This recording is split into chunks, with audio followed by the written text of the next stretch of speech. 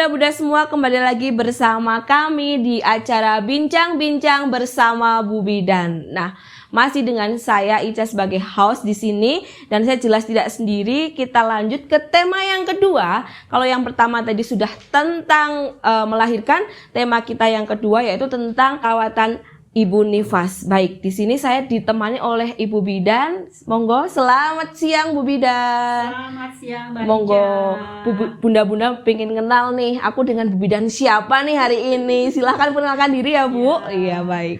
Halo bunda-bunda sekalian. Saya Ibu Bidan Siti Alifah Nuraini. Saya bertugas di Puskesmas Garung. Oke, baik. Berarti saya ditemani oleh Bu Alifah ya di sini. Iya. Nah, Bu, tema kita yang pertama tadi kan udah ngobrolin tentang melahirkan nih ya. Yang kedua saya pingin banget ngobrol sama Bu Alifah ini tentang masa nifas nih Bu. Pasti luar biasa, jam terbangnya udah tinggi nih kayaknya Bu Bidan ya. Ini kayaknya bagian Bu Bidan senior kayaknya ini ya. Baik, mungkin ini yang jelas kita butuh banget informasi. Mungkin bunda-bunda di sana banyak yang belum tahu nih bagaimana masalah pada pasca nifas ya Bu. Nanti kita ngobrol, semoga ini juga jadi masukan buat kita semua, utamanya saya juga nih ya. Oke, baiklah, kita langsung aja ya Bu ya ke pertanyaan yang pertama nih. Kira-kira Bu, di masa nifas apa saja sih tanda bahayanya? Adakah enggak tanda-tanda bahaya pada saat masa nifas Bu Bidan? Oh iya. Bunda-bunda sekalian perlu diketahui semuanya bahwa ada tanda bahaya pada masa nifas. Di antaranya adalah demam. Nah, demam lebih dari 2 hari.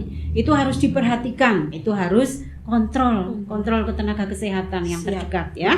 Terus keluar cairan berbau dari jalan lahir. Kalau ini tuh baunya biasanya lebih berbau busuk. Nah, gitu. Itu salah satu yang beda ya Bu? Iya, itu salah satu tanda bahaya. Terus yang seterusnya biasanya yang sering terjadi pada ibu-ibu nifas itu payudara bengkak dan sakit. Atau nek orang Jawa itu bilang ngerangkai. Nah, itu. Kayaknya nggak asing ini dengan bahasa ini. Mungkin bunda-bunda yang lain pun iya ya. Iya, ngerangkai ini rasanya sakit banget gitu ya Bu ya. Itu ngerangkai itu juga sudah salah satu tanda bahaya ya. Iya. Karena yang namanya ngerangkai itu nanti bisa menjalar kemana-mana. Ya. Terus bisa terjadi bengkak pada wajah, pada kaki, pada tangan. Nah, itu salah satu tanda bahaya. Bisa juga terjadi kejang. Nah, itu. Terus terlihat sedih ya, selalu menangis tanpa sebab. Itu juga salah satu tanda bahaya pada ibu nifas. Atau bahasa kerennya baby blues ya. Baby blues. Oke, iya benar sekali Mbak Ica. Yang gaul tahu nih kayak baby blues itu kayaknya kayak galau. Iya, berarti Mbak Ica itu anak gaul. Iya, jadi kayaknya baby blues itu kayak tadi disinggung juga sama Bidan Isti juga kayak gitu.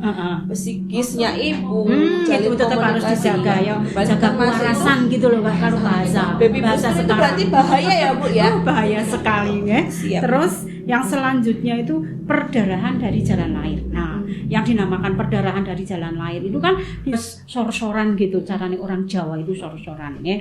Terus itu Mbak Ica di antara. Berarti penting banget tadi kayak tipsnya dari Bu Bidan Isti, salah satunya mengganti pembalut ya. Iya. Biar kita tahu itu keluarnya tuh normal atau ke arah pendarahan ya Bu ya. Nah, gitu. biasanya pada hari-hari pertama sampai ketiga itu ya, pembalut harus diganti 4 jam sekali gitu lah sekali ya. Atau sesuai keadaan.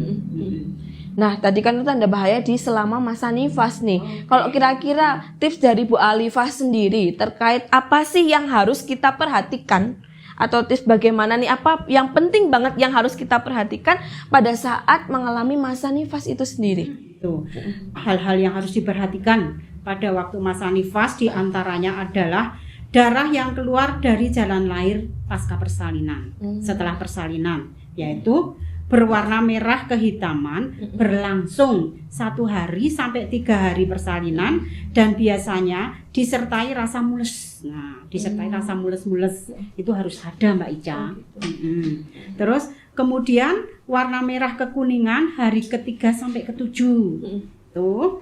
Terus kemudian warna kuning kecoklatan hari ke-8 sampai ke-14. Kemudian warna putih hari ke-15 sampai selesai. Segera datang ke pelayanan kesehatan. Misalnya yang pertama itu yang seperti tadi saya sebut bahwa darah yang keluar itu berbau busuk. Nah, bahwa darah yang keluar itu harus berbau khas. Harus berbau khas, tidak berbau busuk. Oke. Terus sudah lebih dari 8 hari pasca persalinan, namun darah nifas masih berwarna merah. Darah nifas yang awalnya putih hari ke-15 atau lebih berubah menjadi merah. Yang tadi kecoklatan jadi kayak merah seger gitu ya. Misalnya hari ke-15 itu kan sudah putih itu, tapi terus berubah menjadi warna merah lagi. Nah itu harus hati-hati ya. Jika mengalami gergesi, tahu sih gergesi itu nggak enak lah, demam kayak panas nggak enak gitu, gergesi, segera datang ke pelayanan kesehatan. Jangan coba-coba lah mengobati sendiri. Ada jalurnya ya Bu ya. Baik nih, lagi-lagi nih disinggung nggak boleh obat asal obat beli sendiri nih yang gitu. Ada jalurnya. Baik Bu Bidan, terima kasih. Oke, nih lanjut nih, pasti yang ditunggu oleh Bu Bidan dan juga ibu bunda-bunda yang nonton nih, utamanya dari tadi kok ngomonginnya harus perawatan diri, terus peran suami itu harus gimana nih Bu? Pasti tanyakan, lah bojoku kon ngopo gitu kan pasti.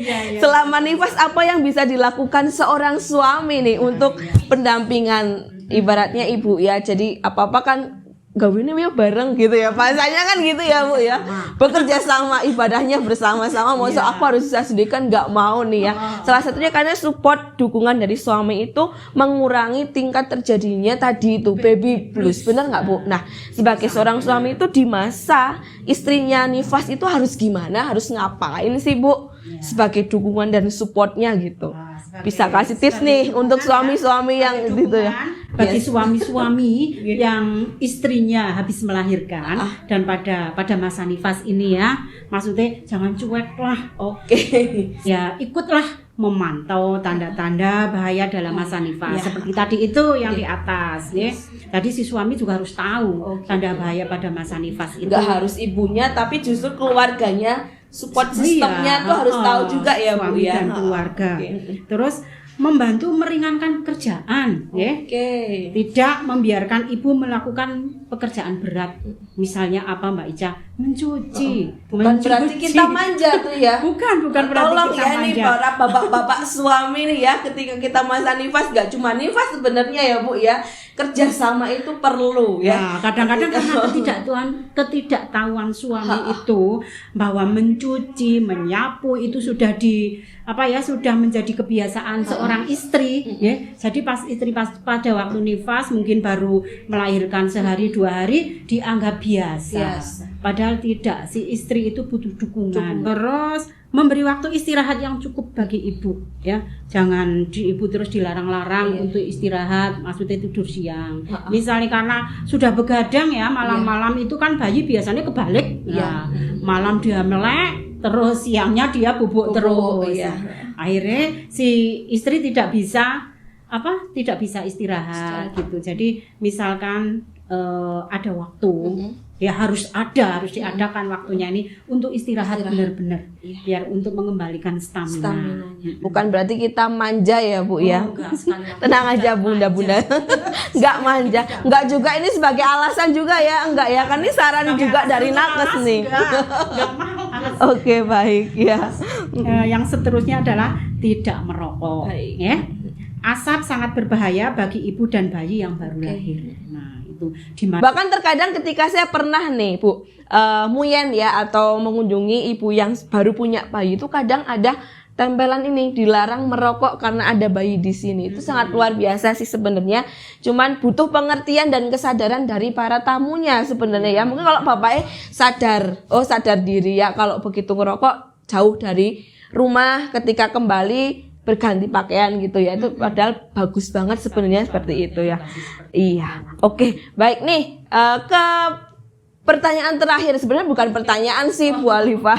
Jadi iya, bincang-bincang yang terakhir nih, coba mungkin dikasih kesimpulan nih dari beberapa yang sudah kita obrolkan tadi, mungkin sebagai garis simpulnya untuk bunda-bunda biar pada tahu, biar pada jelas ya bagaimana perawatan pada saat masa-masa nifas. Mungkin hal-hal penting aja yang bisa disampaikan dari tadi awal hingga akhir gitu ya. Simpulannya aja nih, dikit aja nih Bu ya. Hal-hal yang penting pertama, perhatikan setelah ibu nifas itu tidak terus karena bayinya sudah lahir terus dia tidak periksa lagi ya. Jadi harus diperhatikan bahwa seorang ibu nifas itu harus periksa 3 kali tadi seperti itu. Terus diperhatikan juga pola istirahat, jaga kewarasan. Oke, baik. Paling penting nih kayaknya. Jaga kewarasan. Terus gizi, nah itu pola istirahat, jaga kewarasan, gizi. Jadi untuk ibu nifas tidak berpantang, tidak berpantang, tidak boleh makan ikan, tidak boleh makan apa. Padahal itu sebenarnya sangat diperlukan tubuh bagi ibu nifas itu untuk mengembalikan staminanya ya. Terus perawatan tubuh. Nah, perawatan tubuh itu tidak harus terus kita harus spa apa gitu, cuman jaga kebersihan dulu. Jaga kebersihan. Diet ditunda. Baik. Diet ditunda. Baik nih, biasanya pada gercep kayaknya aku diet lah nek anaknya baru lahiran. Padahal kita masuk masa menyusui ya Bu ya. Justru butuh asupan untuk mengentalkan ASI, mengembukan bayi gitu ya. Jadi bersabar dulu untuk membuat body yang bohai nih. Bahasanya gitu ya Bu. Baik ya. Ada lagi? Terus, yang selanjutnya adalah jangan lupa selalu beri bayi dengan ASI eksklusif. Terus yang penting banget, yang penting lagi adalah untuk menggunakan kontrasepsi ya setelah 40 hari. Jadi harus ada perencanaan lagi. Oke, luar biasa. Simpulannya ini sangat-sangat menggelitik, tapi itu sebenarnya penting nih ya. Oke, terima kasih, ini di sesi terakhir kita obrolan kita ya Bu Bidan Alifa. Terima kasih atas informasinya yang jelas sangat penting untuk bunda-bunda semua terkait dengan perawatan masa nifas ya. Mungkin gitu aja, kita berdua pamit undur diri. Sekian, terima kasih, selamat siang, wassalamualaikum warahmatullahi wabarakatuh.